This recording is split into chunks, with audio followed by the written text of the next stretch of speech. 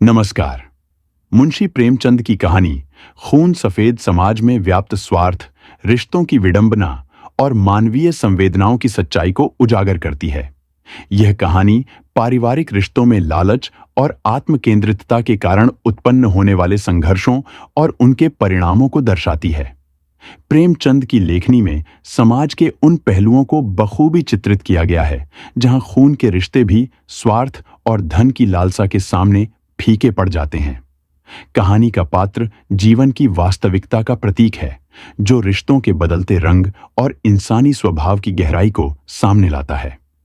खून सफेद एक ऐसी कहानी है जो हमें आत्म-मूल्यांकन करने पर मजबूर करती है और सोचने पर विवश करती है कि क्या वाकई रिश्तों की अहमियत पैसे से कमतर हो सकती है। आइए सुनते हैं मुंशी प्रेमचंद की कहानी खून सफेद। चौथ का महीना था, लेकिन वे खलियान, जहां अनाज की ढेरियां लगी रहती थीं, पशुओं के शरणास्थल बने हुए थे।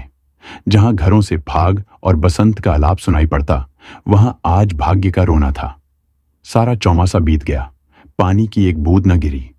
जेठ में एक बार मूसलाधार वृष्टि हुई थी, किसान फूले न समाये। खरीफ की फसल बो दी, लेकिन इंद्रदेव ने अपना सर्वस्व शायद एक ही बार लुटा दिया था। पौधे उगे, बढ़े और फिर सूख गए। गोचर भूमि में घास न जमी। बादल आते, घटाएं उमड़ती, ऐसा मालूम होता कि जल थल एक हो जाएगा। परंतु वे आशा की नहीं, दुख की घटाएं थीं। किसानों ने बहुतेरे जप तप किए, ईंट और पत्थर देवी देवताओं के नाम से पुजाएं, बलिदान किए। पानी की अभिलाषा में रक्त के पनाले बह गए, लेकिन इंद्रदेव किसी तरह न पसीजे। न खेतों में पौधे थे, न गोचरों में घास, न तालाबों में पानी। बड़ी मुसीबत का सामना था। जिधर देखिए धूल उड़ रही थी। दरिद्रता और क्षुधा पीड़ा के दारुण दृश्य दिखाई देते थे।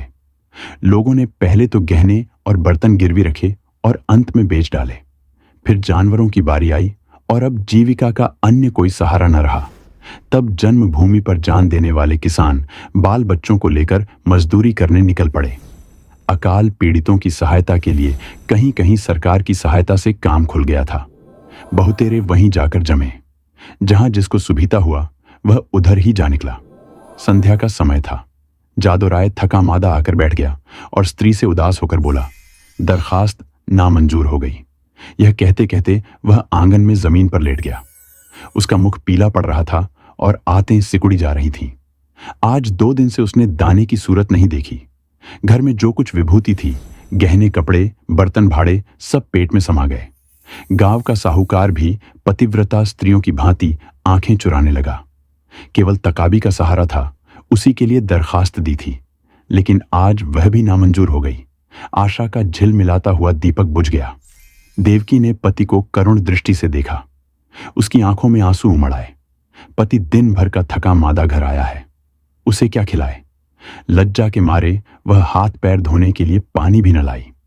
जब हाथ पैर धोकर आशा भरी चितवन से वह उसकी ओर देखेगा, तब वह उसे क्या खाने को देगी। उसने आप कई दिन से दाने की सूरत नहीं देखी थी, लेकिन इस समय उसे जो दुख हुआ, वह क्षुधातुरता के कष्ट से कई गुना अधिक था। स्त्री घर की लक्ष्मी है। घर के प्राणियों को खिलाना पिलाना वह अपना कर्तव्य समझती है, और चाहे यह उसका अन्याय ही क्यों न हो। लेकिन अपनी दीनहीन दशा पर जो मानसिक वेदना उसे होती है, वह पुरुषों को नहीं हो सकती। हठात उसका बच्चा साधु नींद से चौंका और मिठाई के लालच में आकर वह बाप से लिपट गया। इस बच्चे ने आज प्रायः काल चने की रोटी का एक टुकड़ा खाया था और तब से कई बार उठा और कई बार रोते रोते सो गया। 4 वर्ष का नादान बच्चा, उसे वर्षा और मिठाई में कोई संबंध नहीं दिखाई देता था। जादू राय ने उसे गोद में उठा लिया और उसकी ओर दुख भरी दृष्टि से देखा। गर्दन झुक गई और हृदय पीड़ा आंखों में न समा सकी। दूसरे दिन वह परिवार भी घर से बाहर निकला। जिस तरह पुरुष के चित्त अभिमान और स्त्री की आंख से लज्जा नहीं निकलती, उसी तरह अपनी मेहनत से रोटी कमाने वाला किसान भी मजदूरी की खोज में घर से बाहर नहीं निकलता। लेकिन हां पापी पेट, तू सब कुछ कर सकता है। मान और अभिमान, ग्लानि और लज्जा के सब चमकते हुए तारे तेरी काली घटाओं की ओट में छिप जाते हैं। प्रभात का समय था। ये दोनों विपत्ति के सताए घर से निकले। जादू राय ने लड़के को पीठ पर लिया। देवकी ने फटे पुराने कपड़ों की वह गठरी सिर पर रखी जिस पर विपत्ति को भी तरस आता। दोनों की आंखें आंसुओं से भरी थीं। देवकी रोती रही। जादूराय चुपचाप था। गांव के 2-4 आदमियों से भेंट भी हुई। किसी ने इतना भी नहीं पूछा कि कहां जाते हो। किसी के हृदय में सहानुभूति का वास न था। जब ये लोग लालगंज पहुंचे उस समय सूर्य ठीक सिर पर था। देखा, मीलों तक आदमी ही आदमी दिखाई देते थे, लेकिन हर चेहरे पर दीनता और दुख के चिन्ह झलक रहे थे। बैसाख की जलती हुई धूप थी। आग के झोंके जोर जोर से हरहराते हुए चल रहे थे। ऐसे समय में हड्डियों के अगणित ढांचे, जिनके शरीर पर किसी प्रकार का कपड़ा न था, मिट्टी खोदने में लगे हुए थे। मानो वह मरघट भूमि थी जहां मुर्दे अपने हाथों अपनी कब्र खोद रहे थे। बूढ़े और जवान, मर्द और बच्चे, सबके सब ऐसे निराश और विवश होकर काम में लगे हुए थे मानो मृत्यु और भूख उनके सामने बैठी घूर रही है। इस आफत में न कोई किसी का मित्र था, न हितु। दया, सहृदयता और प्रेम, ये सब मानवीय भाव हैं जिनका कर्ता मनुष्य है। प्रकृति ने हमको केवल एक भाव प्रदान किया है और वह स्वार्थ है। मानवीय भाव बहुधा कपटी मित्रों की भांति हमारा साथ छोड़ देते हैं, पर यह ईश्वर प्रदत्त गुण हमारा गला नहीं छोड़ता। 8 दिन बीत गए थे। संध्या समय काम समाप्त हो चुका था। डेरे से कुछ दूर आम का एक बाग था। वहीं एक पेड़ के नीचे जादूराय और देवकी बैठी हुई थी। दोनों ऐसे कृश हो रहे थे कि उनकी सूरत नहीं पहचानी जाती थी। अब वह स्वाधीन कृषक नहीं रहे। समय के हेर फेर से आज दोनों मजदूर बने बैठे हैं। जादूराय ने बच्चे को जमीन पर सुला दिया। उसे कई दिन से बुखार आ रहा है। कमल सा चेहरा मुरझा गया है। देवकी ने धीरे से हिलाकर कहा, बेटा, आंखें खोलो, देखो सांझ हो गई। साधु ने आंख खोल दी।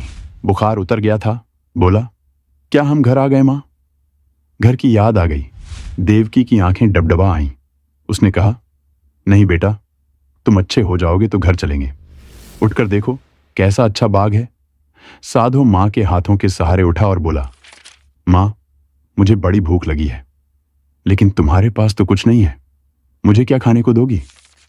देवकी के हृदय में चोट लगी, पर धीरज धर के बोली, नहीं बेटा, तुम्हारे खाने को मेरे पास सब कुछ है। तुम्हारे दादा पानी लाते हैं तो नरम नरम रोटियां अभी बनाए देती हूं। साधु ने मां की गोद में सिर रख लिया और बोला, मां, मैं न होता तो तुम्हें इतना दुख न होता। यह कहकर वह फूट फूट कर रोने लगा। यह वही बेसमझ बच्चा है जो 2 सप्ताह पहले मिठाइयों के लिए दुनिया सिर पर उठा लेता था। दुख और चिंता ने कैसा अनर्थ कर दिया है। यह विपत्ति का फल है। कितना दुखपूर्ण, कितना करुणाजनक व्यापार है। इसी बीच में कई आदमी लालटेन लिए हुए वहां आए। फिर गाड़ियां आईं। उन पर डेरे और खेमे लदे हुए थे। दम के दम यहां खेमे गड़ गए। सारे बाग में चहल पहल नजर आने लगी। देव की रोटियां सेंक रही थीं। साधु धीरे धीरे उठा और आश्चर्य से देखता हुआ एक डेरे के नजदीक जाकर खड़ा हो गया। पादरी मोहनदास खेमे से बाहर निकले तो साधु उन्हें खड़ा दिखाई दिया। उसकी सूरत पर उन्हें तरस आ गया। प्रेम की नदी उमड़ आई। बच्चे को गोद में लेकर खेमे में एक गद्देदार कोच पर बिठा दिया और तब बिस्कुट और केले खाने को दिए। लड़के ने अपनी जिंदगी में इन स्वादिष्ट चीजों को कभी न देखा था। बुखार की बेचैन करने वाली भूख अलग मार रही थी। उसने खूब मन भर खाया और तब कृतज्ञ नेत्रों से देखते हुए पादरी साहब के पास जाकर बोला, तुम हमको रोज ऐसी चीजें खिलाओगे? पादरी साहब इन भोलेपन पर मुस्कुरा के बोले, मेरे पास इससे भी अच्छी अच्छी चीजें हैं। इस पर साधु राय ने कहा, अब मैं रोज तुम्हारे पास आऊंगा। मां के पास ऐसी अच्छी चीजें कहां? वह मुझे रोज चने की रोटियां खिलाती है। उधर देवकी ने रोटियां बनाई और साधु को पुकारने लगी। साधु ने मां के पास जाकर कहा, मुझे साहब ने अच्छी अच्छी चीजें खाने को दी हैं। साहब बड़े अच्छे हैं। देवकी ने कहा, मैंने तुम्हारे लिए नरम नरम रोटियां बनाई हैं, आओ तुम्हें खिलाऊं। साधु बोला, अब मैं न खाऊंगा। साहब कहते थे कि मैं तुम्हें रोज अच्छी अच्छी चीजें खिलाऊंगा। मैं अब उनके साथ रहा करूंगा। मां ने समझा कि लड़का हंसी कर रहा है। उसे छाती से लगाकर बोली, क्यों बेटा, हमको भूल जाओगे? देखो मैं तुम्हें कितना प्यार करती हूं। साधु तुतलाकर बोला, तुम तो मुझे रोज चने की रोटियां दिया करती हो, तुम्हारे पास तो कुछ नहीं है। साहब मुझे केले और आम खिलाएंगे। यह कहकर वह फिर खेमे की ओर भागा और रात को वहीं सो रहा। पादरी मोहनदास का पड़ाव वहां 3 दिन रहा। साधो दिन भर उन्हीं के पास रहता। साहब ने उसे मीठी दवाइयां दी। उसका बुखार जाता रहा। वह भोले भाले किसान यह देखकर साहब को आशीर्वाद देने लगे। लड्ढ का चंगा हो गया और आराम से है। साहब को परमात्मा सुखी रखे। उन्होंने बच्चे की जान रख ली। चौथे दिन रात को ही वहां से पादरी साहब ने कूच किया। सुबह को जब देवकी उठी तो साधो का यहां पता न था। उसने समझा कहीं टपके ढूंढने गया होगा, किंतु थोड़ी देर देखकर उसने जादूराय से कहा, लल्लू यहां नहीं है। उसने भी यही कहा, कहीं टपके ढूंढता होगा। लेकिन जब सूरज निकल आया और काम पर चलने का वक्त हुआ, तब जादूराय को कुछ संशय हुआ। उसने कहा, तुम यहीं बैठी रहना, मैं अभी उसे लिए आता हूं। जादू ने आसपास के सब बागों को छान डाला और अंत में जब 10 बज गए तो निराश लौट आया। साधु न मिला। यह देखकर देवकी ढारहें मारकर रोने लगी। फिर दोनों अपने लाल की तलाश में निकले। अनेक विचार चित्त में आने जाने लगे। देवकी को पूरा विश्वास था कि उस साहब ने उस पर कोई मंत्र डालकर वश में कर लिया, लेकिन जादू को इस कल्पना के मान लेने में कुछ संदेह था। बच्चा इतनी दूर अनजान रास्ते पर अकेले नहीं जा सकता। फिर भी दोनों गाड़ी के पहियों और घोड़े के टापों के निशान देखते चले जाते थे। यहां तक कि एक सड़क पर आ पहुंचे। वहां गाड़ी के बहुत से निशान थे। उस विशेष लीक की पहचान न हो सकती थी। घोड़े के टाप भी एक झाड़ी की तरफ जाकर गायब हो गए। आशा का सहारा टूट गया। दोपहर हो गई थी। दोनों धूप के मारे बेचैन और निराशा से पागल हो रहे थे। वहीं एक वृक्ष की छाया में बैठ गए। देवकी विलाप करने लगी। जादूराय ने उसे समझाना शुरू किया। जब जरा धूप की तेजी कम हुई तो दोनों फिर आगे चले, किंतु अब आशा की जगह निराशा साथ थी। घोड़े के टापों के साथ उम्मीद का धुंधला निशान गायब हो गया था। शाम हो गई। इधर उधर गायों बैलों के झुंड निर्जीव से पड़े दिखाई देते थे।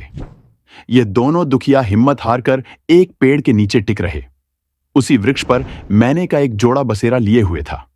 उनका नन्हा सा शावक आज ही एक शिकारी के चंगुल में फंस गया था। दोनों दिन भर उसे खोजते फिरे। इस समय निराश होकर बैठ रहे। देवकी और जादू को अभी तक आशा की झलक दिखाई देती थी, इसीलिए वे बेचैन थे। 3 दिन तक ये दोनों अपने खोए हुए लाल की तलाश करते रहे। दाने से भेंट नहीं। प्यास से बेचैन होते 2-4 घूंट पानी गले के नीचे उतार लेते। आशा की जगह निराशा का सहारा था। दुख और करुणा के सिवाय और कोई वस्तु नहीं।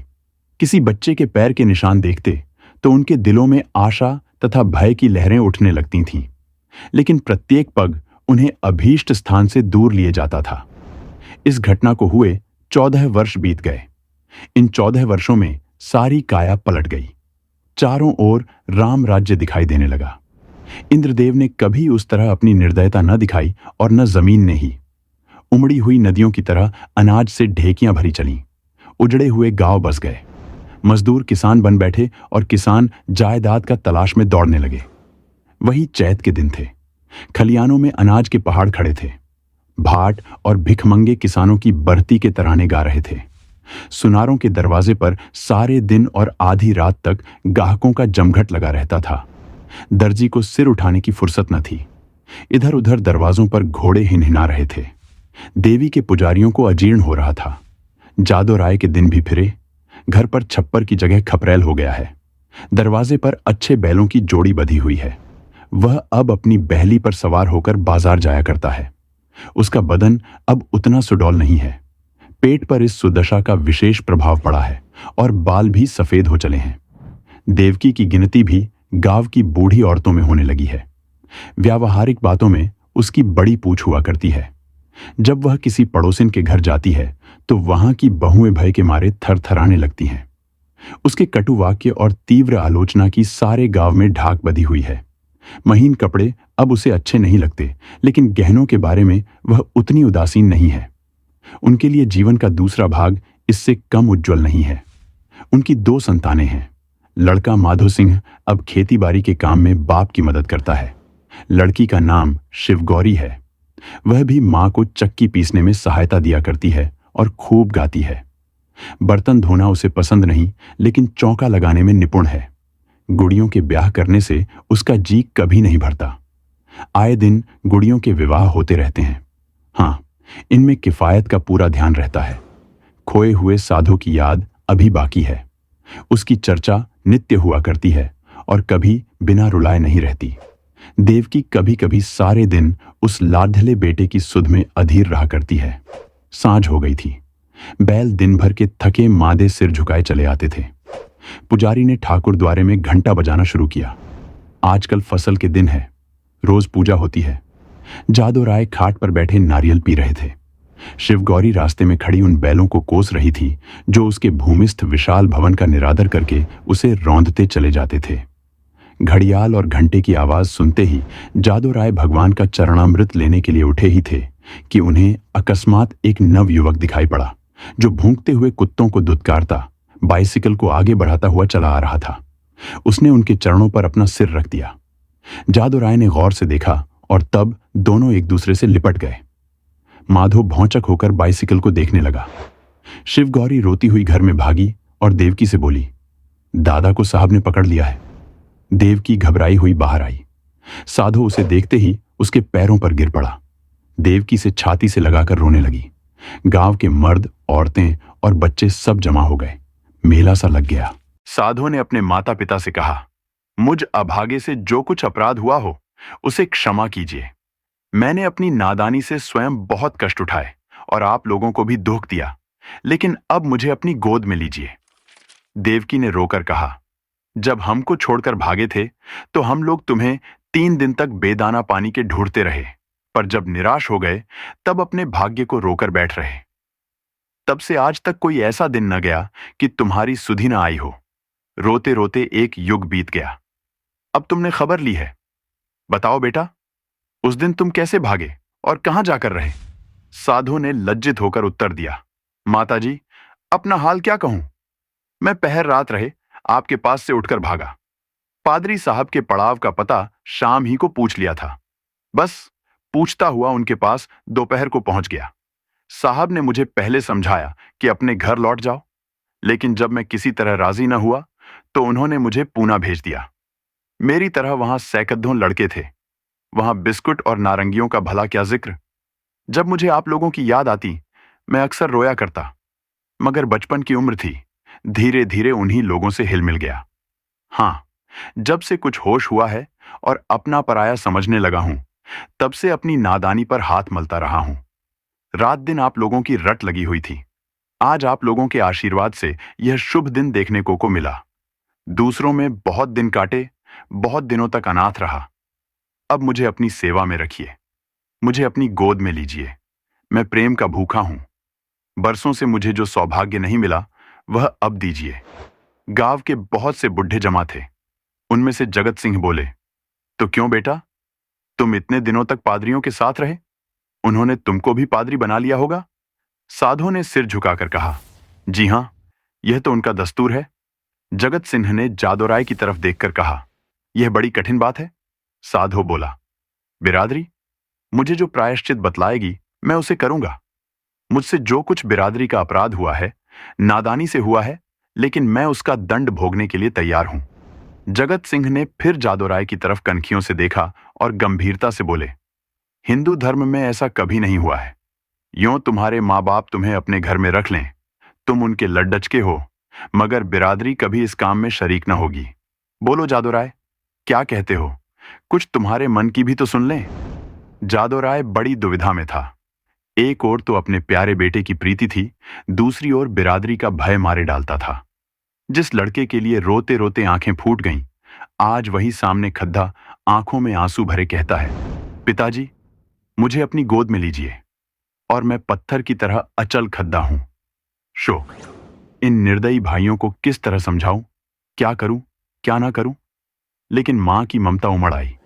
देवकी से न रहा गया। उसने अधीर होकर कहा, मैं अपने घर में रखूंगी और कलेजे से लगाऊंगी। इतने दिनों के बाद मैंने उसे पाया है, अब उसे नहीं छोड़ सकती। जगत सिंह रुष्ट होकर बोले, चाहे बिरादरी छूट ही क्यों ना जाए। देवकी ने भी गर्म होकर जवाब दिया, हां, चाहे बिरादरी छूट जाए।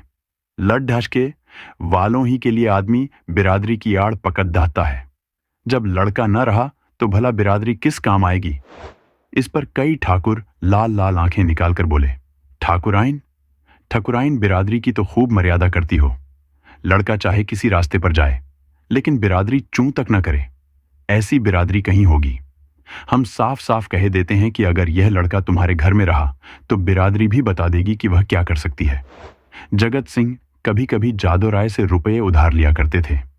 मधुर स्वर से बोले, भाभी, बिरादरी ये थोड़े ही कहती है कि तुम लड़के को घर से निकाल दो। लड़का इतने दिनों के बाद घर आया है तो हमारे सिर आंखों पर रहे बस। जरा खाने पीने और छूत छात का बचाव बना रहना चाहिए। बोलो जादो भाई, अब बिरादरी को कहां तक दबाना चाहते हो?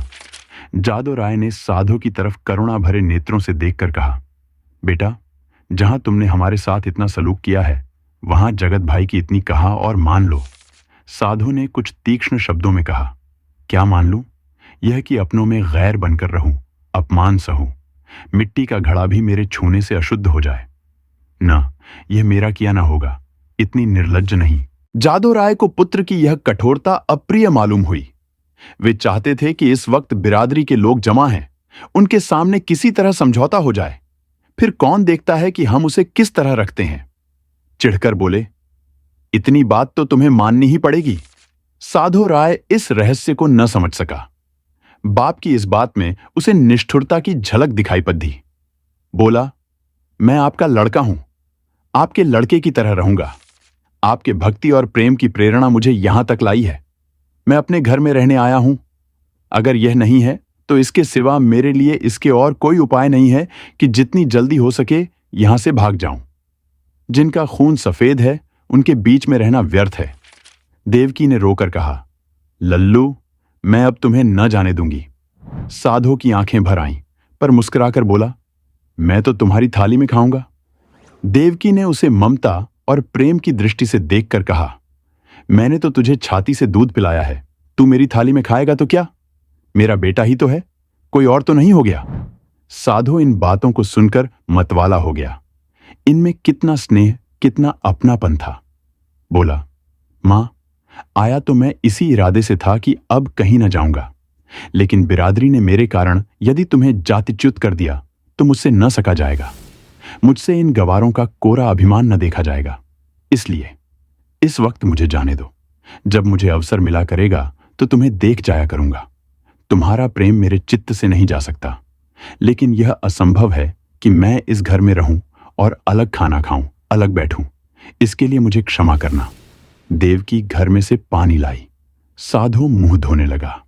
शिवगौरी ने मां का इशारा पाया तो डरते डरते साधु के पास गई। साधु को आदरपूर्वक दंडवत की।